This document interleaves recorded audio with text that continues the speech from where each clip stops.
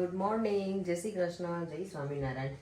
અત્યારે જો મોર્નિંગમાં મારો બ્રેકફાસ્ટ ચાલે છે. આજે પરાઠા બનાવ્યા છે, જોડે થોડી લસણની ચટણી અને દૂધ. ભલે કે લસણની ચટણી કેમ ના લીધી પડે લાગે? સ્પાઈસી લાગે મોર્નિંગ. ઓકે, તો આજે તો અમે બે જ છીએ અને સવારનું મેં સાંજ માટે મેં છે ને શાક બનાવી નાખ્યું છે અત્યારે, કોબી બટેકા અને ટામેટાનું. એટલે સાંજે અમે ખાલી રોટલી જ બનાવવાની રહે. દેવામને અમે ફોન કરીશ, કારણ કે કાલે વાત નથી થઈ, અત્યારમાં હવે કરીશ. હમણાં ભૂમિને વિડીયો કોલ જ થોડી વાર રહીને. ચાલો તો બ્રેકફાસ્ટ કરી લો ને પછી મળીએ. ચાલો, જો સ્ટેશન પહોંચી ગઈ છું.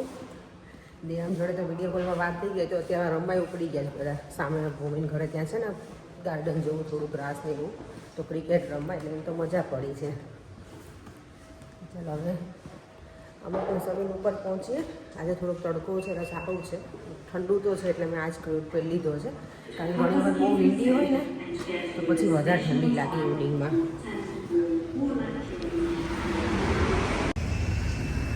અહીંયાથી નીકળ્યું એટલે થોડી વાર એવું થાય કે ઊભા રહેવું છે. અને આ ભાઈ જો ફિશિંગ કરતા હતા પણ કંઈ આવ્યું નથી.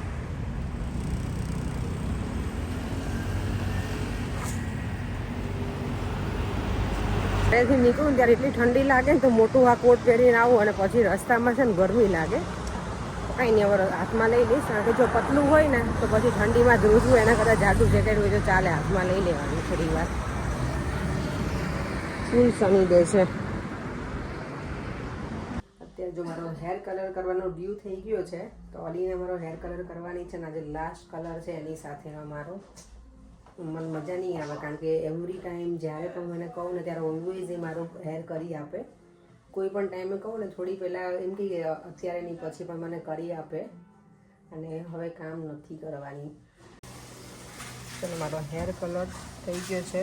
હવે મારે વેઇટ કરવાની છે વોશ કરવા માટે ½ કલાકની. જો થઈ ગયા છે કલર થઈને મસ્ત એકદમ સરસ કરી આપ્યા મને આજે અમીનાએ. હું તો સૂઈ ગઈ હતી આજે હેર કરતા હતા આ લોકો ત્યારે. જો ક્યારની બહાર નહોતી આવી ને અત્યારે આવી એટલું સરસ છે ને બહાર, બહુ જ મસ્ત છે. ગરમ ગરમ સરસ મજાની ગરમી છે. જો અહીંયા સામે પાર્કમાં છોકરાઓ કેટલા પ્લે કરે છે અંદર. પેરેન્ટ્સ બધા અહીંયા જ લઈને આવી જાય, કારણ કે આખો દિવસ શું કરે, વેકેશન હોય તો છોકરાઓને ક્યાં લઈને જવા. અનલેસ કંઈ હોલિડેમાં ગયા હોય તો બરાબર છે, બાકી તો અહીંયા પાર્કમાં ને એમાં જવું પડે. નાના છોકરાઓ હોય એટલે પછી અહીંયા સ્લાઇડ ને બધું એટલે પણ મજા આવે. ટીન લેવા માટે પણ આવી ગયા છે અત્યારમાં જ. આવતીકાલે છે ગુડ ફ્રાઈડે. અહીંયા લોંગ બેંક હોલિડે વીકેન્ડ છે અમારે બધે અહીંયા, એટલે મીન્સ લગભગ બધી જગ્યાએ હશે જ. અહીંયા અમારા લોકોને એવરી 6 વીક જે 1 વીકનું હોલિડે આવે ને એવું કેનેડામાં નથી. મારી કઝિન કે અમારે એવી રીતે નથી. લોકોને છે ને સ્પ્રિંગ બ્રેક હોય, એક 10 દિવસનું હોય. અમારે તો એવરી 6 વીક 1 વીકનું, અને આ વખતે તો કંઈક મને લાગે છે ઓલમોસ્ટ 20 દિવસ જેવું છે વેકેશન. ઈસ્ટરનું લાંબુ હોય અને સમર બ્રેક અને ક્રિસમસ, અને બાકી તો એવરી 6 વીક 1 વીકની હોલિડે હોય જ. અને અહીંયા મને લાગે વધારે હોલિડે હોય છે એવું લાગે મને. ચાલો તો થોડી વાર ફરી લઈએ અહીંયા બહાર. હવે કંઈ છે નહીં મારે ક્લાયન્ટ, એટલે પાઉન્ડ શોપમાં આવી ગઈ છું. ફ્રી હતી તો મેં ચલો થોડીક વાર અહીંયા પણ ચક્કર લગાવી લઈએ. જેલી બીન્સ છે પણ આમાં છે ને મને લાગે છે ના નહીં ખવાય, જિલેટીન છે આમાં.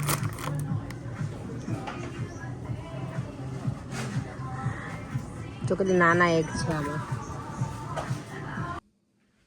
ચાલો, જો ઘરે આવી ગયા. હમણાં તો કેવું ઘરે આવે ને તો એકદમ અજવાળું હોય ને તો મજા આવે. દિવસ હજી એવો ને એવો જ છે આમાં, કે બહાર જો કેટલું ઉજાસ છે એકદમ. શાક તો હું બનાવીને ગઈ છું. શેનું બને છે? કેબેજ, બટેકા અને ટામેટાનું. રોટલી બનાવું છું. દેવમભાઈ તો મસ્ત જલસા કરે છે, ક્રિકેટ ને એવું રમે છે. ભૂમિ કરે તો ને કોલ તો કે કંઈ હેરાન નથી કરતો, રમે છે એટલે કે ટેન્શન ના કરતી, મજા આવે છે ને એમ. એટલે મેં કીધું હું ફોન ક્યારેક ક્યારેક કરતી રહીશ. સવારમાં કર્યો તો પછી તો નથી કર્યો, પણ ભૂમિનો ફોન આવ્યો તો કંઈ બરાબર જ છે. એટલે ચાલો તો અત્યારે બનાવી લઈએ.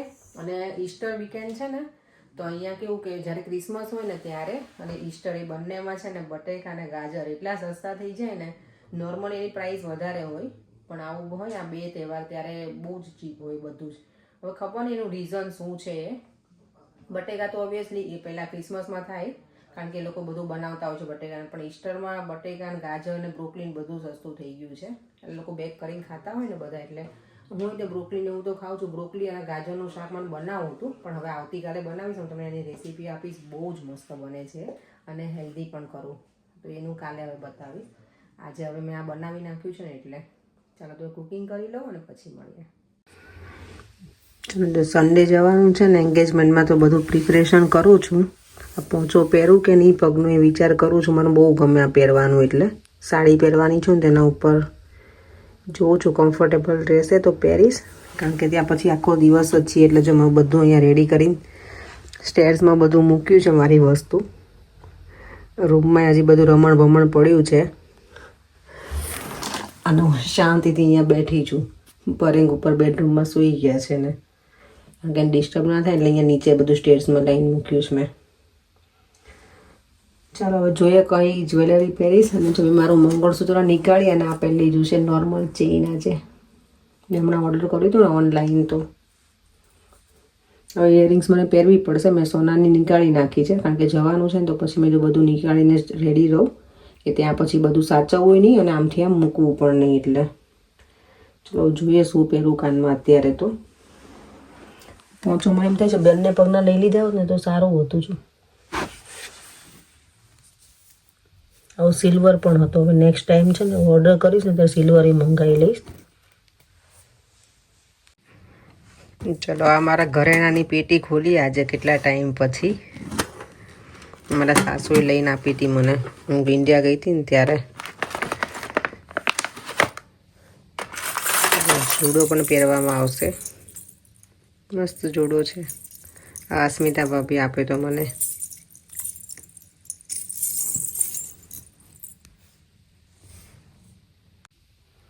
ચલો બધી જ્વેલરી લઈ લીધી છે પહેરવા માટે. ચાંદલાનું પેકેટ પણ રેડી કરી દીધું છે. આપણે લેડીઝને ક્યાંય જવાનું હોય તો એટલી બધી તૈયારી કરવી પડે ને, ઓ માય ગોડ, બધી જ વસ્તુ એમ. અને મેન્સને કાંઈ જ ના હોય, કુર્તો હશે પહેરવાનું હશે તો આઈધર શર્ટ પેન્ટ. એટલે રેડી. મને દિવમના કપડાં એ દિવસના મને લઈને જવાના છે, એટલે હું વિચાર કરું છું કે શું લઈને જાઉં. અને એકાદ કુર્તો પણ નાખી દઈશ અને જીન્સ ને શર્ટ ને એવું નાખી દઈશ, તો એને જે પહેરવું હશે એ પહેરી લેશે દેવમ પણ. અને આઈધર હું પરેનું દેવમનું મેચિંગ થશે ને તો એ કરીશ કપડાનું. એટલે ચાલો તો બધું પેકઅપ કરી દો અત્યારે અને સૂઈ જઈએ. ફરીથી મળીશું હવે કાલે નવા વિડીયો સાથે. Bye bye. જય શ્રી કૃષ્ણ અને જય સ્વામિનારાયણ.